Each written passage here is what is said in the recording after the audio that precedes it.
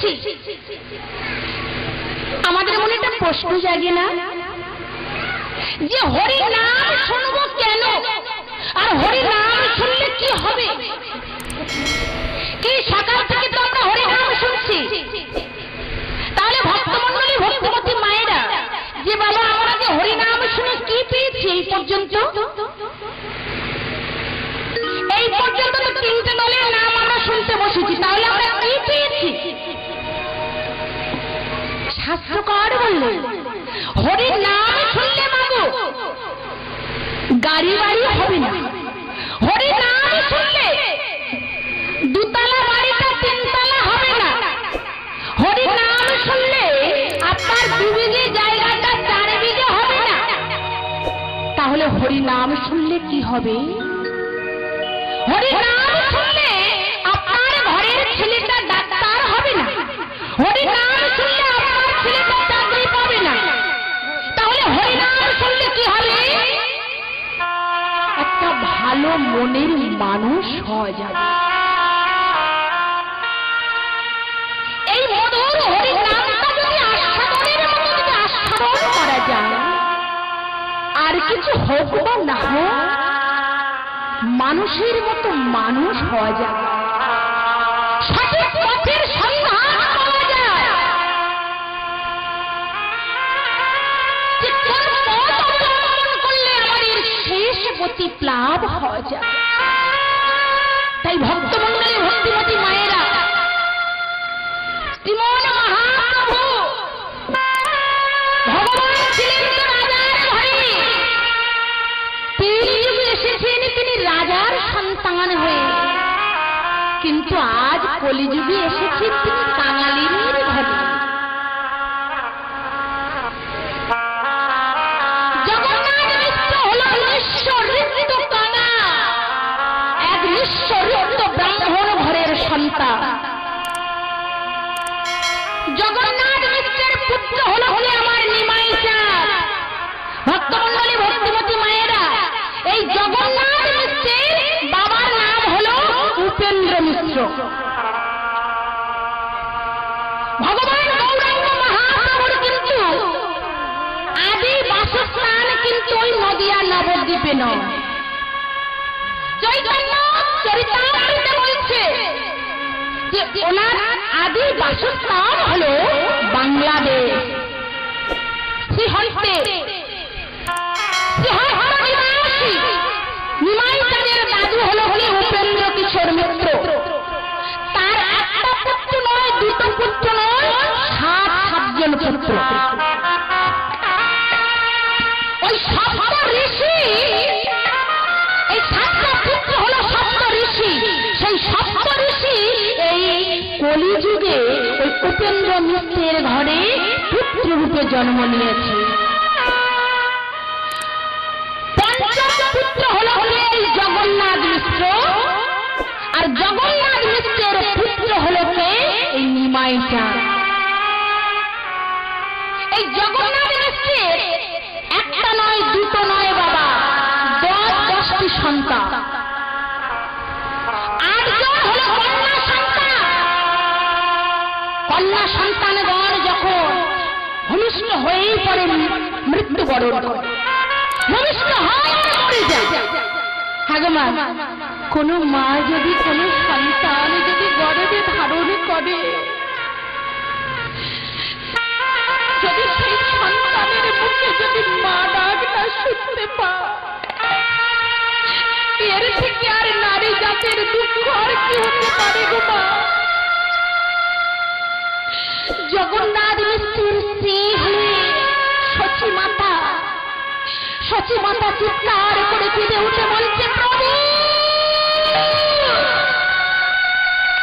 প্রভু, কেবলই তুমি আমার গর্ভে সন্তান দিলে, একটি সন্তানের মুখে আমি মারা শুনতে পেলাম না।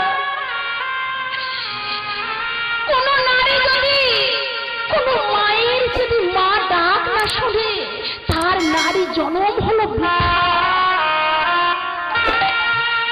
তুমি আমার কেবলই সেই সন্তান দিলে, আমি সেই সন্তানের মুখে মা ডাক শুনতে পেলাম না। ও মা, এক এক করে যখন 8 জন কন্যা সন্তান মরে গেল, সচী মায়ের পিতার নাম হলো নীলাম্বর চক্রবর্তী। নীলাম্বর চক্রবর্তী ছুটে গেলেন কন্যার গৃহে, গিয়ে বললেন, মারি চটি আমার ঘরে।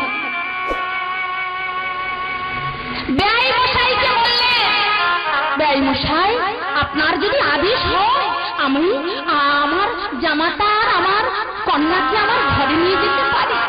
ও মা, বলুন তো মা, কোন শ্বশুর শাশুড়ি না চেয়ে থাকবে যে একটা নয় দুটো নয় 8-8টা সন্তানকে যখন হারিয়েছে? ও মা, একটু চলতি কথা বলে না, একটু ঠাই নাড়া করলে যদি সন্তানগুলো বাঁচে। ওরা বলে থাকি না, যাও বেমশাই তুমি নিয়ে যাও, তোমার জামাই মেয়েকে নিয়ে যাও, যদি আমার বাবু বলে একটা নাতি নাতনি থাকে।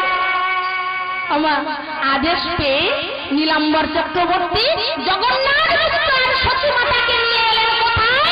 ওই নদিয়া নবদ্বীপে। নদিয়া নবদ্বীপে নিমাইয়ের দাদুর বাড়ি, অর্থাৎ দাদা মশার প্রত্যেক ছেলে ভিটে না হলো মাতুল ভিটে, তাই মামার বাড়ি এসে থাকতে লাগলো।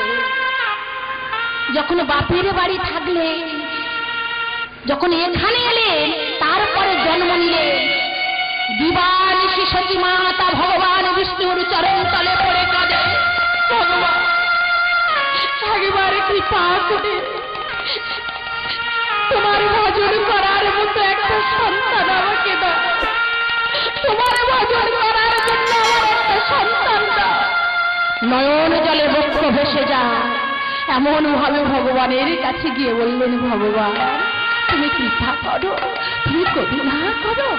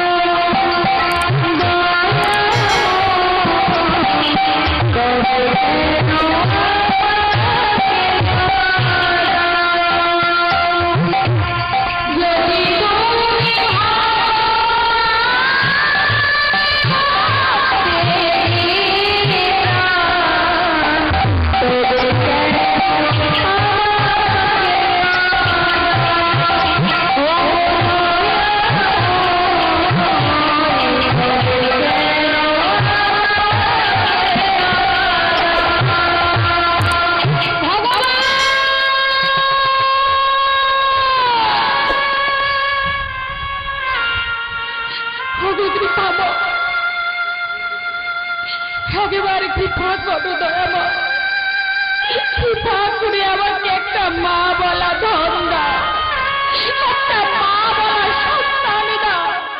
ও মা, ভক্ত ভগবানের মিলন কখন হয় বলুন তো? যখন ভগবানের আশীর্বাদ যখন নেমে আসে, আর ভক্তের যখন আত্মনাদ ভগবানের কাছে পৌঁছে যায়। ভগবান কি না এসে থাকতে পারে গো? যখন এমন ভাবে সত্যি কথা নয়ন জলে বুক ভাসিয়ে কাঁদতে লাগলে, এমন তো সময় কি হলো গো মা? ভগবান থাকতে পারলেন না, নিজেই কি করলে? ও মা, অনন্ত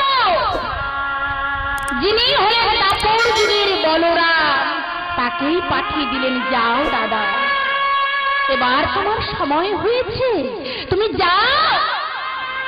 বলরাম এলেন নবম বনে,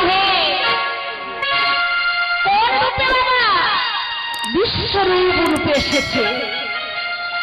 তারপরে এলেন কে? আমার অদ্বৈত ঠাকুরের হুঙ্কারে অদ্বৈত ঠাকুর আজ নিমাই চাঁদকে আনায়ন করলেন এই নদিয়া নবদ্বীপের মাঝে। শচী গর্ভ সিন্ধু হতে নদিয়ার মাঝে প্রকাশ পেলেন আমার গৌরাঙ্গ মহাপ্রভু। তাই বললেন, কে এসেছে গো? আমার গৌরে এই সোনার নদিয়া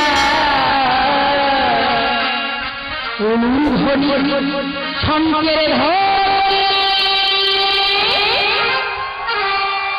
শব্দ শোনা যায় আমাদের গৌরে গৌরে সোনার নদিয়া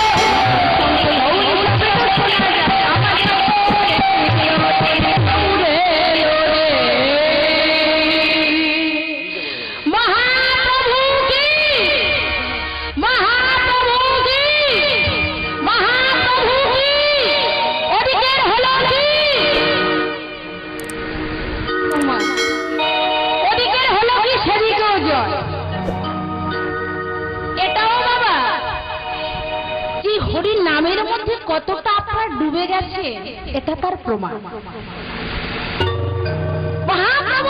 ঠিক আছে, ওদিকের হলো কি সেদিকেও জয়। তার মানে আপনারা ওই মহা নামের মধ্যে কতটা ডুবে গেছেন সেটা বোঝা গেল। তাহলে ভক্তমণ্ডলী, ভক্তিমতী মায়েরা, এখানে আমার মহাপ্রভু আমার নদিয়ার মাঝে এসে ভক্তগণকে সঙ্গে নিয়ে মধুর হরিনামের ধ্বনিতে মুখরিত করে তুললেন। সেই প্রভাত সময়ে সতী মায়ের কাছ হতে সেবায় আদি গ্রহণ করিয়া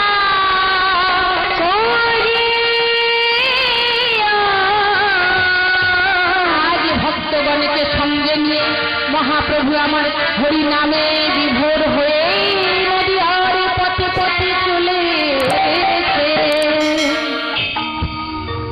মহাপ্রভু আমার হরি নামে ধ্বনিত মুখরিত করে চলেছে। কোথায়? সুরধ্বনির তীর ধরে। ভক্তমণ্ডলী, ভক্তিমতী মায়েরা যখন সুরধ্বনির তীর ধরে যাচ্ছেন গো মা, সুরধ্বনির তীর ধরে যখন যাচ্ছে আর সুরধ্বনিকে দর্শন করে মহাপ্রভুর মনে পড়ে গেল। আজ মহাপ্রভু সুরধ্বনি দর্শন করে কি মনে পড়ে গেল? যে সুরধ্বনিকে দেখে পুরবের ভাবের কথা জাগরিত হয়েছে। তাই ভাবক ভাবে বিভোর হয়ে মহাপ্রভুর এই ভাব থেকে দর্শন করে তিনি কলম দিয়ে বললেন, এই সুরধ্বনি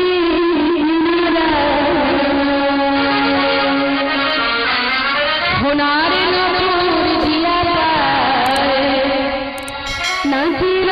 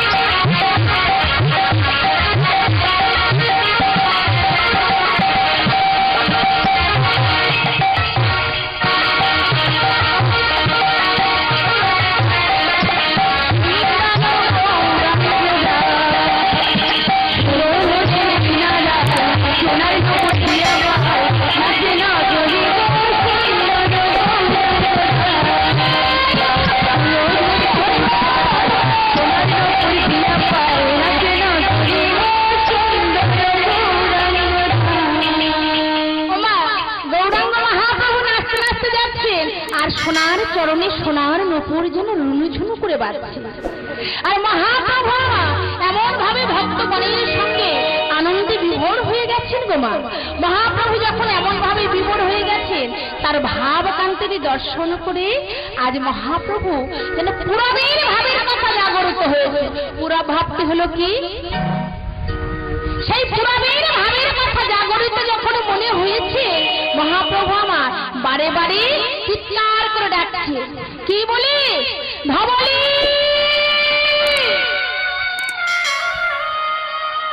শ্যামলি কালী কমলি, তোর একবার আমার কাছে আ। মহাজন দেখে বলে উঠলে, মহাজন বলে উঠলে, মহাপ্রভু দেখছেন যে পুরো ভাবতে হলো কি সেই উত্তর গোষ্ঠীর কথা মনে পড়েছে। তাই বলতে লাগলে, সুরধনী তীরে আজ গৌর কিশোর সহচর মেলি খেলে আনন্দে বিভোর। ও গো সুরধনী তীরে আজ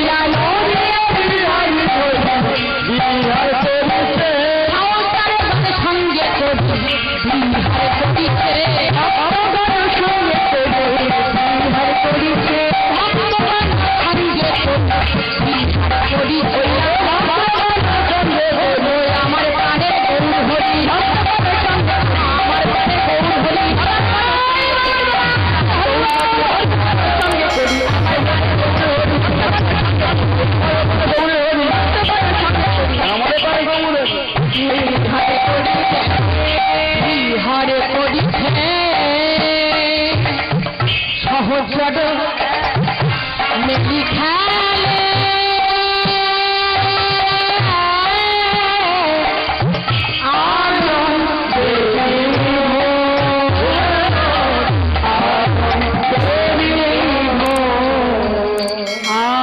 আনন্দ লীলাময় বিগ্রহ হে মা সুন্দরায় তসমা